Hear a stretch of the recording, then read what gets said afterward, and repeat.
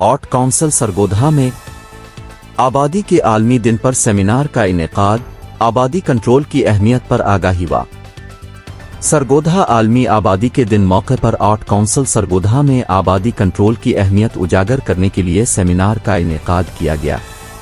इस सेमिनार में star welfare organisation के सदर बाबा मोहम्मद शफीक डोगर, महकमा बहबूद आबादी आबिद हुसैन, समाजी कारकुन कैसरा इस्माइल, डिप्टी कमिश्नर सरगोधा और दीगर मजहबी रहनुमा शरीक हुए।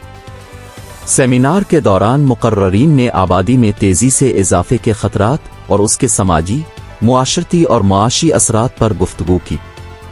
बाबा मोहम्मद शफीक डोगर ने अवाम में ख़ानदानी मनसूबाबंदी की अहमियत पर रोशनी डालते हुए कहा कि ज़िम्मेदाराना मनसूबाबंदी से हम अपनी नस्लों के बेहतर मुस्तकबिल को यकीनी बना सकते। मलिक आबिद हुसैन और कैसरा इस्माइल ने इस बात पर जोर दिया कि मर्द व ख़वातीन को आबादी कंट्रोल के हवाले से शऊर देना वक्त की अहम ज़रूरत है।